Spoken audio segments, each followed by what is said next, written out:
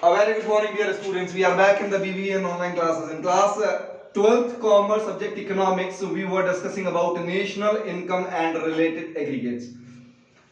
I am going to prepare this video on the basis of revision for computation of national income. As we know that there are three methods to compute national income.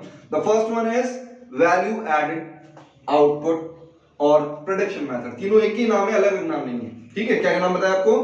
Value added, output and production method. Second method income method और third method expenditure method. Whatever aggregates you are going to be calculate, the value for these aggregates will be same. It doesn't matter which method you are going to use. आप कोई भी method काम में ले, चाहे वो production method हो, चाहे वो इनकम मेथड हो, चाहे वो एक्सपेंडिचर मेथड हो. अगर मुझे नेशनल इनकम कंप्यूट करने के लिए कहा जाए तीनों ही मेथड से, तो नेशनल इनकम की वैल्यू हमेशा सेम आएगी. उसका कारण क्या है? उसका कारण है हमारा two sector model. Two sector model में अपन ने अजम्पशन क्या ली थी कि there should not be any kind of leakages and injections. वहां पर किसी तरह के लीकेजेस या इंजेक्शंस नहीं होने चाहिए, सेविंग्स नहीं होनी चाहिए, एडिशनल इन्वेस्टमेंट्स नहीं होने चाहिए. यानी कि savings must equal to investments. Savings investments के बराबर होनी चाहिए. साथ साथ में अपन ये कहते हैं कि the income for one person will be equal to the expenditure of the others. यानी कि मैं अगर मान लीजिए कि मैं भारत हूं, पूरा का पूरा हूं तो नहीं, मान तो सकते हैं. अगर मैं इंडिया हूं और मेरे अलग अलग जो पार्ट्स हैं वो सिटीजन्स या स्टेट्स हैं, तो अगर मान लीजिए वो सिटीजन मेरा ये हाथ, इस हाथ को कोई पैसा देगा, पेमेंट देगा, तो इस हाथ में अगर 100 रुपए दिए हैं तो इस हाथ को भी कितने मिलेंगे? 100 रुपए मिलेंगे. यानी कि income must equal to expenditures in an economy. एक इकोनॉमी में उसकी वैल्यू कांस्टेंट रहने वाली है, तो चाहे आप इनकम मेथड काम में ले, चाहे आप एक्सपेंडिचर मेथड काम में ले. और जो पैसा प्रोडक्शन यूनिट को मिला है वो पैसा मिला है हाउस होल्ड्स से, चाहे वो कंजम्पशन के थ्रू मिला है, चाहे वो सेविंग्स या इन्वेस्टमेंट के थ्रू मिला है, तो वही पैसा आउटपुट में जाएगा, तो उतना ही प्रोडक्शन होना है. यानी कि जब 100 रुपए ही आपके पास में इनकम में आए हैं तो 100 रुपए ही खर्च किए जाएंगे. तो 100 रुपए ही खर्च किए जाएंगे तो जो प्रोडक्शन होना है वो भी कितने यूनिट्स का होगा, यानी कि कितने रुपए तक का होगा? 100 रुपए तक का ही होगा. यानी कि किसी भी मेथड को काम में लिया जाए, नेशनल इनकम यानी कि पर्टिकुलर वेरिएबल बोल रहा हूं मैं. अगर नेशनल इनकम निकालना है, नेशनल इनकम मतलब होता है NNPFC, net national product at factor cost. तो NNPFC must equal, it doesn't matter which method you are going to use. सबसे पहला जो मेथड है आपके पास में वैल्यू एडेड प्रोडक्शन मेथड और आउटपुट मेथड. फटाफट से रिकॉल करिएगा, because we have already covered these concept in our earlier classes and I have already sent exercises based on these questions at your WhatsApp group. यहां पर अगर मैं value added method काम में लेता हूं तो सबसे पहली चीज मुझे चाहिए सेल्स. अब यही समझ जाइएगा सेल्स का क्या क्या इंप्लीकेशन हो सकता है क्वेश्चन में. हो सकता है क्वेश्चन में आपको डोमेस्टिक सेल गिवन हो सकता है क्वेश्चन में आपको डोमेस्टिक सेल गिवन हो. जब डोमेस्टिक सेल्स गिवन हो तो उसमें आप एक्सपोर्ट्स और ऐड कर दीजिएगा. जब आप एक्सपोर्ट्स ऐड कर देंगे बन जाएगी टोटल सेल्स. ये क्या बन जाएगी? ये डोमेस्टिक सेल यानी कि sale within the country, और ये होगी sale beyond the domestic territory. तो जब इन दोनों का टोटल कर दिया जाएगा तो क्या बन जाएगी आपकी? सेल्स. अगर क्वेश्चन में सेल्स डायरेक्ट गिवन है तो मुझे एक्सपोर्ट नहीं चाहिए. अगर दे भी रखा है तो इग्नोर कीजिए. और अगर सेल्स गिवन नहीं है, केवल डोमेस्टिक सेल गिवन है, तब आपको क्या करना पड़ेगा? ढूंढना पड़ेगा. किसको ढूंढना पड़ेगा? एक्सपोर्ट्स को ढूंढना पड़ेगा. अगर एक्सपोर्ट्स दे रखे हैं ऐड कीजिए, नहीं दे रखे बहुत बढ़िया, चाहिए नहीं अपने को. दे रखे तो ऐड करना पड़ेगा, और अगर नहीं दे रखे तो आप अज्यूम क्या करोगे? निल, जीरो. यानी कि उस कंडीशन में एक्सपोर्ट्स की वैल्यू जीरो है. ये चीज समझ में आती है. अब दूसरी चीज, अगर ऐसा नहीं है फिर भी सेल्स नहीं दे रखी, तो दूसरी कंडीशन क्या बनेगी? वो आपको लिखेगा यूनिट्स. क्या लिखेगा? यूनिट्स देगा क्वेश्चन. तो यूनिट्स को अगर प्राइस पर यूनिट से मल्टीप्लाई कर दिया जाए, प्राइस पर यूनिट से मल्टीप्लाई कर दिया जाए, तब वो क्या बन जाएगी आपकी? दोबारा सेल्स बन जाएगी. ये दो ही कंडीशंस होती हैं. या तो डोमेस्टिक सेल गिवन होती है, जब डोमेस्टिक सेल गिवन है तो उसमें एक्सपोर्ट्स को ऐड कर दें, अगर गिवन है तो वो बन जाएगा सेल्स। या सेकंड कंडीशन में जब यूनिट्स गिवन है तो प्राइस पर यूनिट से मल्टीप्लाई कर दीजिए, वैल्यू आ जाएगी आपके पास में सेल्स। अब अगली चीज, सेल्स में से आप माइनस कर पहले ऐड करते हैं change in stock, delta stock. Delta stock का मतलब क्या होता है? Closing stock minus opening stock, closing stock minus opening stock, ये डेल्टा स्टॉक का मीनिंग है। अगर ये वैल्यू पॉजिटिव आती है तो पॉजिटिव आ जाएगा, अगर ये वैल्यू नेगेटिव आती है तो नेगेटिव आ जाएगा। सेल्स में चेंज इन स्टॉक का एडजस्टमेंट कर दिया, जो वैल्यू आएगी उसे कहा जाएगा value of output, value of output. अगर मुझसे 1 मार्क के क्वेश्चन में केवल वैल्यू ऑफ आउटपुट पूछता है तो मतलब क्या हो गया?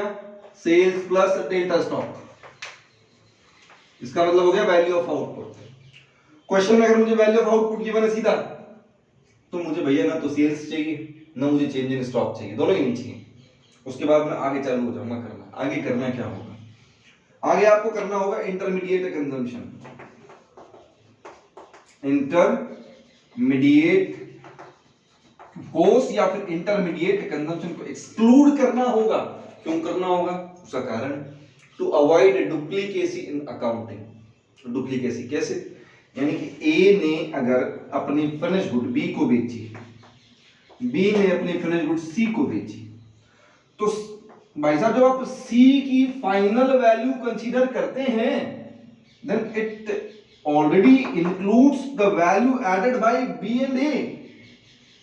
तो जब आपने ए के प्रोडक्शन को कंसीडर कर लिया, बी के प्रोडक्शन को कंसीडर कर लिया और सी के फाइनल वैल्यू को कंसीडर करते हैं, तो इसका मतलब तो आपने इन दोनों के द्वारा किया गया प्रोडक्शन भी, वैल्यू एडेड भी फिर ऐड कर लिया। ये तो डुप्लीकेसी में काउंटिंग हो गई। तो इस डुप्लीकेसी को अवॉइड करने के लिए ये इंटरमीडिएट कॉस्ट एक्सक्लूड किया जाएगा। अब एग्जाम में या तो ये इंटरमीडिएट कॉस्ट के नाम से आएगा, इंटरमीडिएट कंजम्पशन एक्सपेंडिचर आएगा, वन टाइम यूज गुड्स के नाम से आएगा, या फिर रॉ मटेरियल परचेज के नाम से आएगा। किस नाम से आएगा? Intermediate cost, intermediate consumption expenditures, या फिर वन टाइम यूज गुड्स, या फिर रॉ मटेरियल परचेज। चारों एक ही चीज है, एक ही मतलब है। इंटरमीडिएट कॉस्ट को आपने एक्सक्लूड कर दिया, जब इसे एक्सक्लूड कर दिया ये वैल्यू आ गई आपके पास में जीवीए, ग्रॉस वैल्यू एडेड। क्या आ गया ये? Gross value added. इसे लिखा जाएगा GVAMP। ठीक है, यहां तक तो आपके पास में कॉमन है, जो आपको करना ही करना है। अब डिपेंड करता है क्वेश्चन में पूछा क्या गया। अगर आपसे GVAFC पूछा गया, अगर आपसे NVA पूछा गया, अगर आपसे NVAFC पूछा गया, तो देखिएगा ये GVA कुछ नहीं करना, ये मार्केट प्राइस, ये फैक्टर कॉस्ट करना है। क्या करना है? माइनस का NIDT, माइनस का नेट इनडायरेक्ट टैक्स। ये प्रैक्टिस अपन अपने लास्ट वीडियो में कर चुके। ये GVA, ये NVA, तो ग्रॉस नेट, तो ग्रॉस को नेट पे कन्वर्ट करने के लिए क्या करूं? Minus depreciation. यहां क्या कर दूं? माइनस का डेप्रिसिएशन कर दूं। और यही चीज यहां पर देखिएगा, ये ग्रॉस, ये नेट, तो पहले तो माइनस डेप्रिसिएशन, वैल्यू एडेड रह गई। मार्केट प्राइस को फैक्टर कॉस्ट में कन्वर्ट करने के लिए माइनस का NIDT। तो ये डिपेंड करेगा आपके क्वेश्चन के रिक्वायरमेंट पर कि आपसे पूछा क्या गया। अगर आपसे GVFC पूछा गया तो मार्केट प्राइस को फैक्टर कॉस्ट में कन्वर्ट करने के लिए सीधा क्या कर देना है? माइनस का नेट इनडायरेक्ट टैक्स। अगर NVA पूछा तो केवल माइनस डेप्रिसिएशन करना। अगर NVAFC पूछा तो माइनस का डेप्रिसिएशन और माइनस का NIDT करना। ये मेरा पहला मेथड। यहां तक कोई डाउट? चले आगे। अब न्यूमेरिकल करके देखते हैं एक बार इसका। आपको न्यूमेरिकल सेंड किया गया था करने के लिए। जब न्यूमेरिकल आप करने लगे तो आपको एक सजेशन है कि आप वो क्वेश्चन पहले अपनी कॉपी में लिख लीजिएगा और लिखने के बाद में मेरे साथ में सॉल्व कीजिएगा, क्योंकि मैं क्वेश्चन बोर्ड पर नहीं लिखूंगा। ये एक्सरसाइज मैं आपको भेज चुका, व्हाट्सएप कर रखा है आपको, तो आपको केवल सॉल्व करना। देखिए क्वेश्चन में मेरे पास देखिए पूछा गया है कैलकुलेट जीवीएफसी, पूछा गया है जीवीएफसी, फाइंड जीवीएफसी। मैं क्वेश्चन नहीं देख रहा हूं, एक बार साइड में रख दिया। साइड में रखकर मैं क्या करता हूं, इनका मतलब क्या होता है जीवीएफसी निकालने के लिए, सेल्स माइनस क्या करते हैं इसमें, पहले तो plus delta stock, changing stock, ये वैल्यू क्या आएगी आपके पास में, वैल्यू ऑफ आउटपुट, फिर क्या करोगे इसमें माइनस का इंटरमीडिएट कॉस्ट, ये वैल्यू आ जाएगी आपके पास में जीवीएएमपी। पूछा गया जीवीएफसी, तो जीवीएफसी अगर निकालना है तो इसमें माइनस कर देंगे एनआईडीटी, ये बन गया। अब इसमें इंफॉर्मेशन पुट करते जाते हैं आपके। सबसे पहले लिखा है इंपोर्ट ड्यूटी। इंपोर्ट ड्यूटी यानी कि आप अगर मटेरियल मंगवाते हैं तो एक कंट्री से दूसरी कंट्री में जब सामान मंगवाया जाता है तो गवर्नमेंट उस पर टैक्स इंपोज करती है, तो टैक्स इंपोज करती है वो इंपोर्ट ड्यूटी है आपके पास में। तो ये इनडायरेक्ट टैक्स का हिस्सा है, अभी हाल फिलहाल जीएसटी में मर्ज कर दिया गया है, इनडायरेक्ट टैक्स है इंपोर्ट ड्यूटी, ठीक है। अगला है एक्साइज। एक्साइज का मतलब होता है tax on production.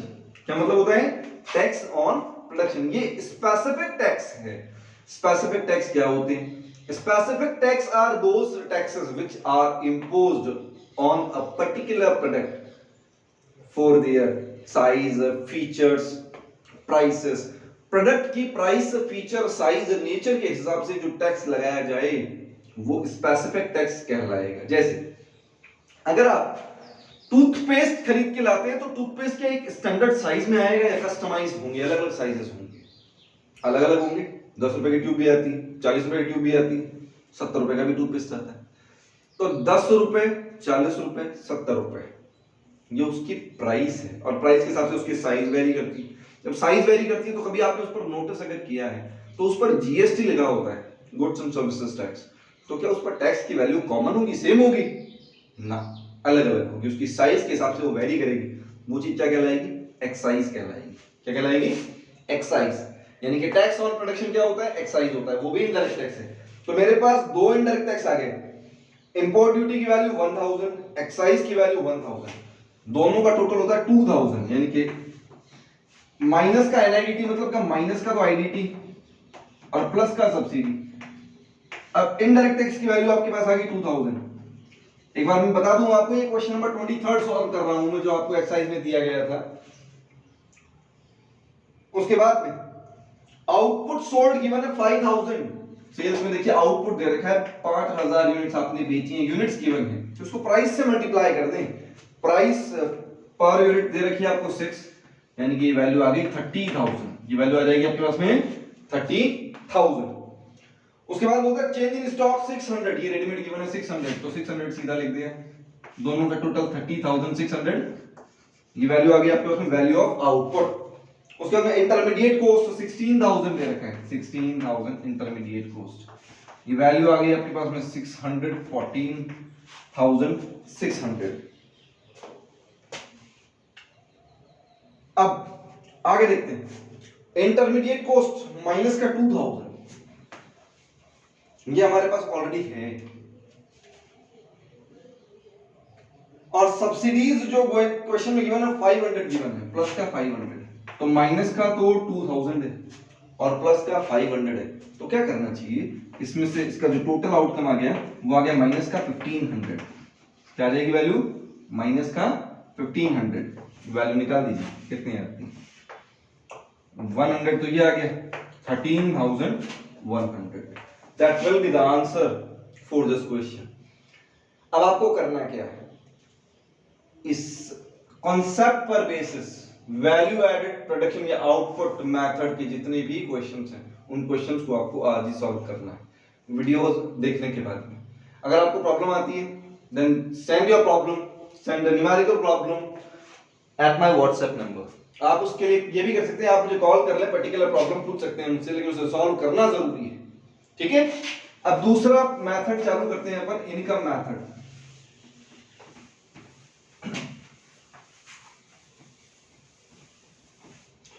Income method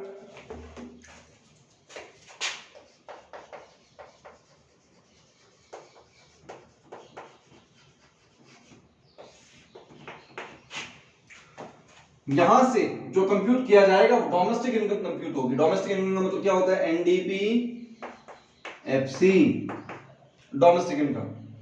ठीक है, फॉर्मूला क्या होता है? COE plus OS plus MI. COE क्या होता है? कॉम्पनसेशन ऑफ एम्प्लॉइज होता है। क्या होता है? Compensation of employees. एक एम्प्लॉय को काम करने की एवज में जो भी मिलता है, काम करने के रिटर्न में, वो कॉम्पनसेशन ऑफ एम्प्लॉइज कहलाएगा।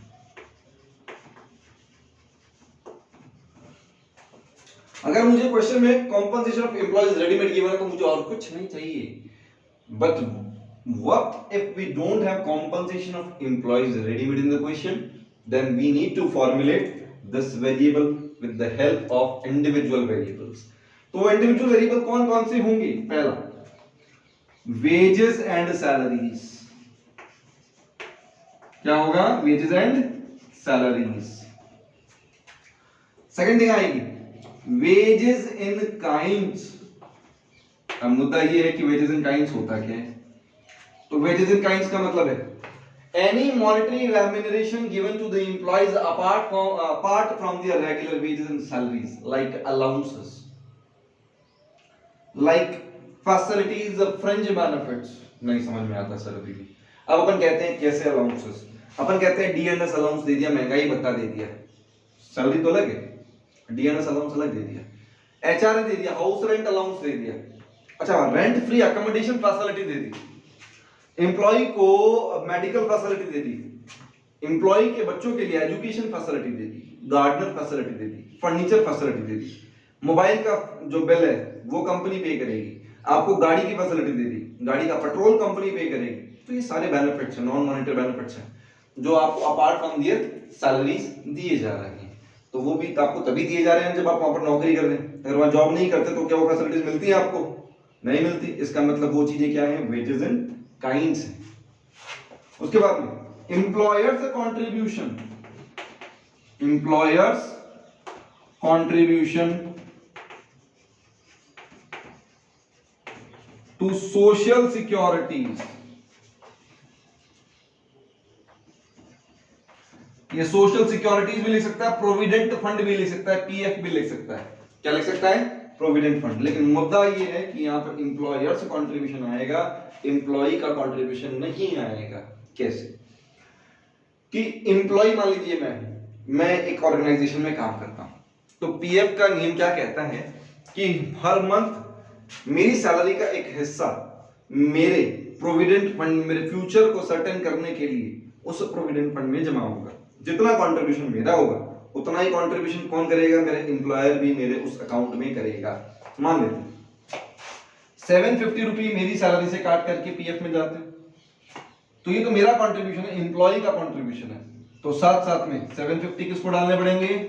एम्प्लॉयर को डालने पड़ेंगे। किसको डालने पड़ेंगे? एम्प्लॉयर को भी मेरे पीएफ अकाउंट में डालने पड़ेंगे। ये 750 जो मैंने उस पीएफ अकाउंट में डाले वो तो मेरी सैलरी में से गए हैं। वो तो किस में से गए हैं? मेरी सैलरी में से कटे हैं। जब मेरी सैलरी में से कटे हैं तो साहब मैं तो सैलरी पहले ही ऑलरेडी ऐड कर चुका है। अब अगर मैं उसे दोबारा ऐड करूंगा तो मुझे 1500 रुपए थोड़ी मिले मेरी सैलरी के, नहीं मिले ना। मेरी सैलरी तो 750 कटे हैं खाली, तो 750 जब मैंने यहां कंसीडर कर लिया तो एम्प्लॉय कंट्रीब्यूशन दोबारा ऐड नहीं किया जाएगा। अगर एम्प्लॉय कंट्रीब्यूशन दोबारा ऐड करेंगे तो ये डुप्लीकेसी हो जाएगी अकाउंटिंग की, इसलिए उसे ऐड नहीं करेंगे। लेकिन एम्प्लॉयर ने एडिशनल कंट्रीब्यूशन किया है वो तो अभी तक अकाउंटिंग में नहीं आया, और अल्टीमेटली जब मैं रिटायर हो जाऊंगा तो मुझे वो जो एम्प्लॉयर ने पैसा ट्रांसफर किया वो भी तो मिलेगा। जब वो मिलेगा तो उसे कंसीडर किया जाएगा, वो मेरी एडिशनल इनकम। तो एम्प्लॉयर का कंट्रीब्यूशन ऐड होगा, एम्प्लॉय का कंट्रीब्यूशन ऐड नहीं होगा। ठीक है, आगे चलते हैं अपन retirement pension. Retirement pension, retirement pension का मतलब सीधा सीधा, सपोज मैं ऑर्गेनाइजेशन में काम करता हूं तो हर महीने कुछ पैसा मेरी पेंशन फंड में भी जाता है, और जब मैं रिटायर हो जाऊंगा तो उस फंड से मुझे मेरी पेंशन मिलती जाएगी। तो वो पेंशन मुझे किस लिए मिलती है? Because I have already served my services in the organisation. अगर मैं वहां जॉब नहीं करता तो क्या मुझे पेंशन मिलती? नहीं मिलती ना। तो वो पेंशन मुझे किस रीजन से मिलती है कि भैया मैंने फैक्टर सर्विसेज दी, फैक्टर सर्विसेज दी है, तो रिटायरमेंट पेंशन भी क्या कहलाएगा? फैक्टर पेमेंट कहलाएगा। और फैक्टर पेमेंट है, इसका मतलब नेशनल इनकम का हिस्सा होगा। लेकिन इसकी जगह अगर ओल्ड एज पेंशन होता तो बुजुर्ग तो भैया सारे ही होते हैं, चाहे काम करें चाहे नहीं करें, उसके लिए सरकार जो पैसा देती है ओल्ड एज पेंशन का जो पैसा देती है, तो उसकी एवज में क्या वो एजेड पर्सन कोई सर्विस देते हैं या कोई गुड प्रोड्यूस करते हैं? नहीं करते। इसका मतलब वो नॉन फैक्टर पेमेंट है। जब वो नॉन फैक्टर पेमेंट है तो यूनिलैटरल पेमेंट है, यूनिलैटरल ट्रांसफर है। यूनिलैटरल का मतलब एक पक्षीय है, जिसमें गवर्नमेंट ने केवल दिया, उसकी एवज में कुछ लिया नहीं है, उसके अगेंस्ट में कुछ भी रिटर्न प्रोड्यूस नहीं हुआ है, किसी भी तरह की गुड या सर्विस प्रोड्यूस नहीं हुई है, तो ओल्ड एज पेंशन नहीं आएगा, लेकिन रिटायरमेंट पेंशन आएगा। अब अगर सीओई सीधा गिवन है, मुझे कुछ नहीं चाहिए, अगर सीओई गिवन नहीं है तो मेरी आंखें इन चार वेरिएबल्स को ढूंढेंगी। अगर क्वेश्चन में एक ही वेरिएबल गिवन है कोई बात नहीं, तीनों को जीरो मान लेंगे। अगर दो इंफॉर्मेशन गिवन है दो ले लेंगे, अगर तीन इंफॉर्मेशन गिवन है तीन ले लेंगे, चारों दे रखी हुई है चारों ले लेंगे। तो अपन को पीछे नहीं पड़ना कि नहीं सर इसमें क्वेश्चन तो ये इंफॉर्मेशन दे ही नहीं रखी, जो दे रखी है उसकी करो, ठीक है।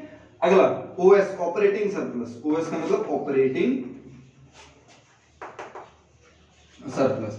अगर रेडीमेड गिवन है ऑपरेटिंग सरप्लस तो कुछ नहीं ढूंढना, अगर नहीं गिवन तो बनाना पड़ेगा। बनाए कैसे? तो ऑपरेटिंग सरप्लस में सबसे पहले आएगा रेंट। जनरली रेंट मिलता है, अगर रॉयल्टी दे रखी है तो रॉयल्टी भी लेनी पड़ेगी भाई। रॉयल्टी क्या होती है? और रॉयल्टी क्या होती है? आपने अपने इंटेलेक्चुअल का बेनिफिट अगर किसी और को दिया है तो उसके अगेंस्ट में जो भी रिटर्न आपको मिलेगा वो आपकी रॉयल्टी कहलाएगी। समझ में नहीं है?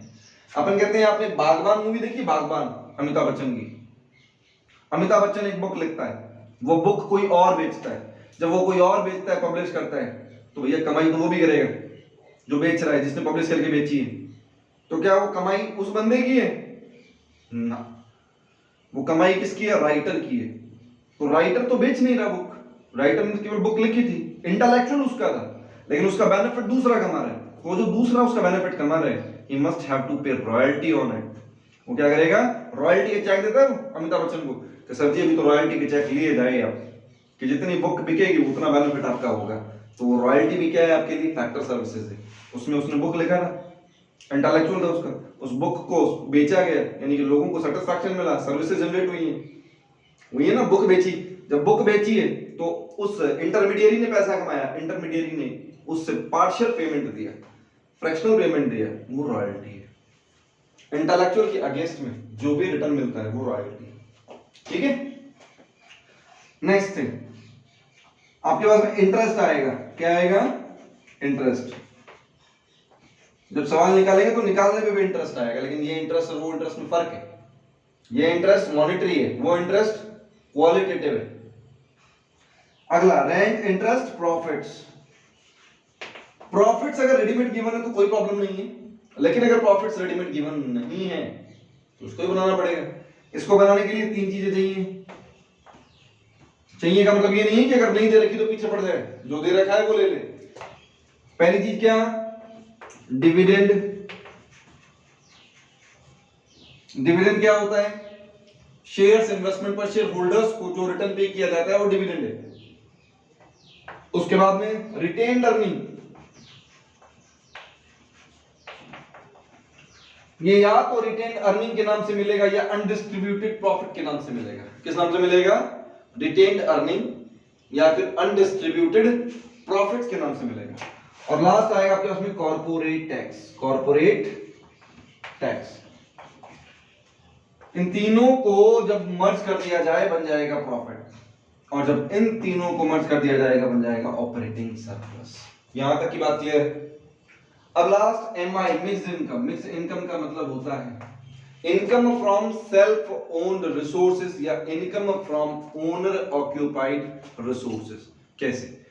मैं कहता हूं कि भैया मैं खुद की सर्विसेज मेरे बिजनेस में देता हूं, तो क्या फ्री सर्विसेज है ना, उसके लिए पैसा लिया जाएगा।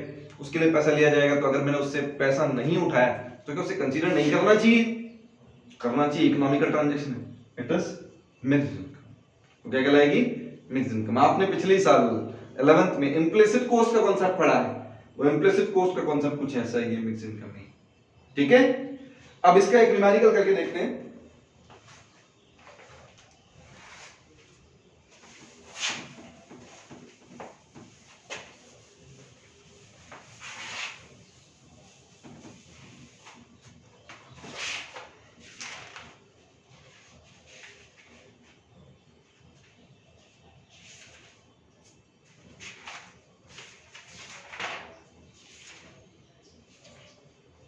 देखिएगा, मुझसे पूछा गया calculate GDP MP from the following data. क्या निकालना है? जीडीपी एमपी निकालना है। क्या निकालना है? जीडीपी एमपी निकालना है। अभी एक बार आपको रिकॉग्नाइज करना पड़ेगा, क्वेश्चन में आपको लिखा नहीं आएगा, इनकम मेथड से करना है, एक्सपेंडिचर मेथड से करना है, वैल्यू एडेड मेथड से करना है। आपको रिकॉग्नाइज करना पड़ेगा question on the basis of given information. जैसे मैं क्वेश्चन रीड करता हूँ, ये शुरुआत ही करता है wages and salaries then profits and rent. इसका मतलब शुरुआत पढ़ते ही मेरे समझ में आ गया कौन सा मेथड चल रहा है, इनकम मेथड चल रहा है। तो मैंने पहला क्या करना है, मैंने लिखा COE then OS then MI, इन तीनों का टोटल क्या होता है? NDP FC. निकालना है, जीडीपी एमपी निकालना है सर, जीडीपी एमपी। तो नेट को ग्रॉस में कन्वर्ट करने के लिए क्या करें? नेट को ग्रॉस में कन्वर्ट करने के लिए क्या करें? प्लस कर दूं क्या डेप्रिसिएशन? प्लस कर दूं। डोमेस्टिक प्रोडक्ट है, फैक्टर कॉस्ट को मार्केट प्राइस में कन्वर्ट करना है, तो फैक्टर कॉस्ट मार्केट प्राइस बढ़ानी है, तो प्लस एनआई डीटी बन गया क्या फॉर्मूला। अब देखते हैं सीओई में, वेजेस एंड सैलरीज किस में लिखूं? सीओई में वैल्यू दे रखी है 325। देन प्रॉफिट्स तो ओएस में आता है, तो ओएस में अपन ने लिख दिया प्रॉफिट्स की वैल्यू 200, लिख दूं। उसके बाद में रेंट किस में आएगा? ओएस में, ओएस में लिख दिया मैंने 138। Then compensation of employees readymade ही गिवन है, तो रेडीमेड गिवन है साहब, तो फिर मुझे ये वेजेस एंड सैलरीज इंडिविजुअली नहीं चाहिए। जब सीओई सीधा ही गिवन है, तो मैंने यहां सीधा लिख दिया 975। समझ में आई चीज? पहले मैंने लिखा क्यों? क्योंकि मेरे पास इंडिविजुअल इंफॉर्मेशन थी, लेकिन जैसे ही सीओई मिल गया तो मैंने सीओई सीधा लिख दिया 975। अब आप कहेंगे सर आप अगर ऐसे करेंगे तो हम पेपर में क्या काट करके लिखें? ना, आप पहले क्वेश्चन को रीड कर लें। अगर सीओई सीधा गिवन है तो सीओई की वैल्यू सीधी लिख दीजिएगा। अब अगला है mixed income of self employed 240, इसकी वैल्यू गिवन है 240। देन सब्सिडीज बाद में बात करेंगे, कंजम्पशन ऑफ फिक्स्ड कैपिटल बाद में बात करेंगे, इनडायरेक्ट टैक्सेस नहीं चाहिए, एनएफआई डोमेस्टिक सेल्स, इंटरेस्ट दे रखा है 142 142। अब एक काम करिए, इन सबको ऐड कर लेते हैं। जो हो गया 975, ये 8 2 10 1 कैरी 4 4 8 1 2 3 4 480 और 240, इन तीनों का समेशन हो गया 5 7 8 15 4 19 1 कैरी 10 14 16 1695, टोटल ये आता है क्या आपका। अब आगे देखिएगा, डेप्रिसिएशन क्वेश्चन में गिवन था कंजम्पशन ऑफ फिक्स्ड कैपिटल के नाम से। किसके नाम से था? कंजम्पशन ऑफ फिक्स्ड कैपिटल के नाम से। वैल्यू है 150, तो 150 आपने डेप्रिसिएशन लिख दिया। अब नेट इनडायरेक्ट टैक्स है, प्लस का एनआईडीटी, इसका मतलब हो गया प्लस का तो आईडीटी और माइनस की सब्सिडी। ये जो निशान होता है वो किसके लिए लगता है? आईडीटी के लिए लगता है, और सब्सिडी इसका रेसिप्रोकल, इनके उल्टा चलेगा। तो हम अपन लिखते हैं यहां पर इनडायरेक्ट टैक्स गिवन है क्वेश्चन में 35, इसकी वैल्यू गिवन है 35 और सब्सिडीज की वैल्यू गिवन है 75 माइनस का 75, प्लस का तो 35 है और सब्सिडीज है आपके पास में माइनस की 75। तो अल्टीमेटली यहां पर 40 माइनस रहेगी क्या वैल्यू? जब ये वैल्यू 40 माइनस की हो जाती है तो 150 में से 40 माइनस कर दिया 110, 110 अगर इसमें ऐड कर देते हैं सीधे सीधे तो ये 5 10 8 1805 आपके पास इसकी वैल्यू कितनी आ जाएगी 1805 की वैल्यू आ जाती है आपके पास में। आपका आंसर जीडीपीएमपी की वैल्यू कितनी आती है 1805। ये न्यूमेरिकल कुछ कुछ समझ में आता है। अब आपको आज करना क्या होगा, आपको जो एक्सरसाइजेस आपके व्हाट्सएप ग्रुप पर सेंड की गई थी वहां से आपको वैल्यू एडेड और इनकम मेथड्स के न्यूमेरिकल्स जो हैं वो दोबारा सॉल्व करने होंगे। आपके लिए जानकारी के लिए बता दूं कि ये न्यूमेरिकल्स जो हैं ये केवल आपके 12th में नहीं आएंगे, केवल 12th में नहीं आएंगे। इसका मतलब ये नहीं कि 12th में आएंगे नहीं, 12th में तो आएंगे ही आएंगे। जब जब आगे आप नेशनल इनकम पढ़ेंगे किसी भी लेवल तक, यानी कि अगर आज मैं किसी कंपटीशन एग्जाम में देने जाता हूं तो वहां पर भी मुझे ये न्यूमेरिकल्स मिल जाते हैं, यानी कि लाइफ टाइम काम आने वाली चीजें हैं। तो प्रैक्टिस अभी करें जिससे आगे आपका कॉन्फिडेंस और डेवलप हो सके, आपका नॉलेज और बढ़ सके। Thank you, have a good day.